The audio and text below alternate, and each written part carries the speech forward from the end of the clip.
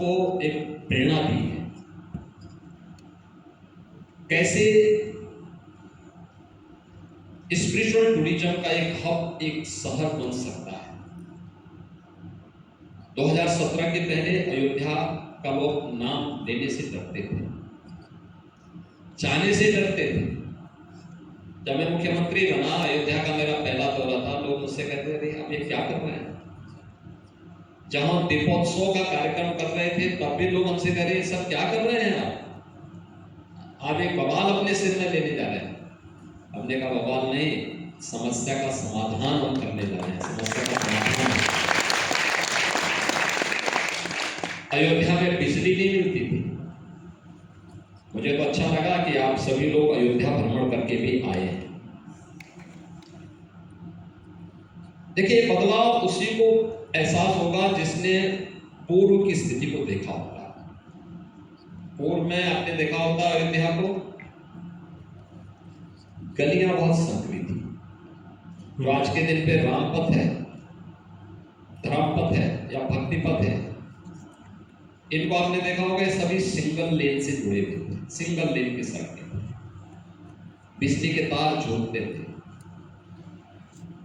और उसी में चलते चलते अगर कभी कोई बंदर भी टपक पड़े सिर में तो कोई भरोसा नहीं था।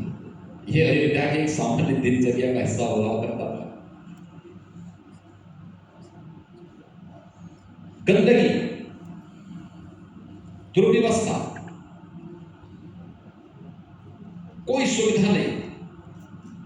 राम जी की पेड़ी, जब आप सरयू जी की आरती करने के लिए गए होंगे, राम जी की पेड़ी में जल, वहां से सरयू जी से जल तो आता था लेकिन वो बाहर नहीं निकलता था।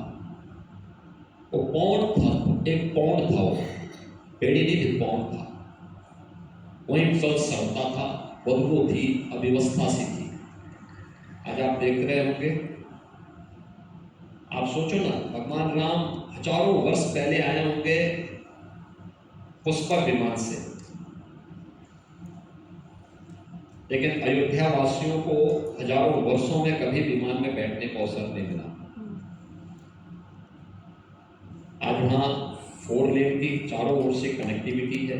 लखनऊ से, प्रयागराज से, वाराणसी से, गोरखपुर से, नेपाल से, हर एक ओर से, यहाँ तक कि जनकपुर से भी 4 लेन की कनेक्टिविटी है।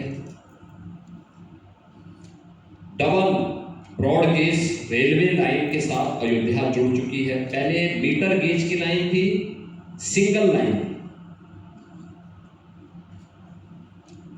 आज अयोध्या ब्रॉड गेज के डबल लाइन के साथ जुड़ी है। इंटरनेशनल एयरपोर्ट अयोध्या में बन चुका है और वो महर्षि वाल्मीकि के प्रति विरासत का सम्मान प्रभु श्री राम से भी है, महर्षि वाल्मीकि जी से भी। वहां पे जितने अतिथि भवन हैं उनका नाम निषाद राज के नाम पर, भगवान राम का सबसे पहले आतिथ्य भगवान राम को किसी ने दिया? निषाद राज ने दिया। भगवान राम के मित्र निषाद राज गुहा के नाम पर वहां के अतिथि भवनों का निर्माण, वहां के भोजनालय माता सबरी के नाम पर। अयोध्या उस विरासत का प्रतीक बना है। स्पिरिचुअल टूरिज्म का एक ग्लोबल हब के रूप में अयोध्या उभर चुकी है। सोलर सिटी के रूप में अयोध्या को स्थापित किया जा चुका है। देश की जो पहली सोलर सिटी में से कोई एक है, उनमें से अयोध्या भी एक है। आज वहाँ पे जितनी भी स्ट्रीट लाइट होती है, जितने भी सरकारी भवनों में लाइट होती है, सब सोलर से जो जनरेट होती है, उसी सोलर सिटी, उसी ग्रीन एनर्जी से वहाँ की सारी लाइटें वहाँ पर जगमगाहट वहाँ अयोध्या के अंदर देखने को मिलती है। अयोध्या हर एक स्तर पर टूरिज्म का भी एक हब बने और टूरिज्म के माध्यम से एम्प्लॉयमेंट जो जनरेट हो रहे हैं, आम नागरिक के जीवन में जो परिवर्तन वहां देखने को मिला है, उनकी जो इनकम बढ़ी है, उसका भी एक केंद्र अयोध्या बना है। मुझे अच्छा है, इस बात को अच्छा लगा मुझे। मैं राम भक्त तो इस बात से प्रफुल्लित है, लेकिन अब राम भक्ति की बात वे भी कर रहे हैं जो कल तक राम भक्तों पर गोलियां चलाते थे। उनको भी एहसास हो गया अब उनको भी इस बात का एहसास हो रहा है कि अगर वे इससे भटके तो ऐसा ना हो कि जनता फिर उनको हमेशा के लिए भटका दे। अब वह भी उस मुद्दे पर आस्था की बात करने लग गए। अब उनको आस्था याद आ रही है, अब उनको साधु संतों का सम्मान याद आ रहा है। अच्छी दिशा में चल रहा है। अयोध्या विकास का भी और विरासत का भी एक मॉडल बनकर के प्रधानमंत्री मोदी जी के मार्गदर्शन में, उनके नेतृत्व में आगे बढ़ा है और यात्रा निरंतर आगे बढ़ेगी। अयोध्या ने वो मॉडल दिया है और आज यूपी के लगभग ज्यादातर सिटी को हम और ज्यादातर स्पिरिचुअल टूरिज्म से जुड़े हुए जो भी हमारे केंद्र थे उन सबको इस रूप में विकसित कर चुके हैं। आने वाले समय में अयोध्या में बहुत सारी संभावनाएं हैं।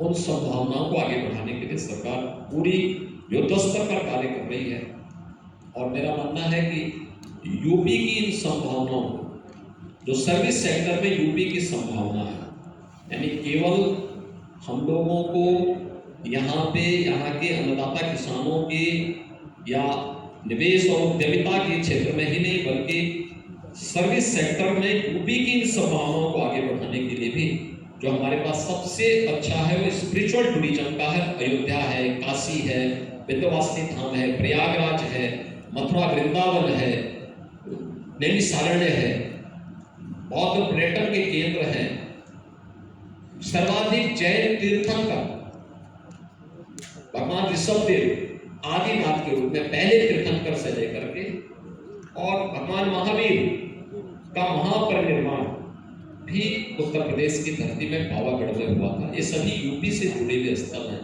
मेरा मानना है यूपी की ताकत को भी हमें मजबूती के साथ आगे बढ़ाना है। अयोध्या ने उसकी शुरुआत की। एक बार ऐसा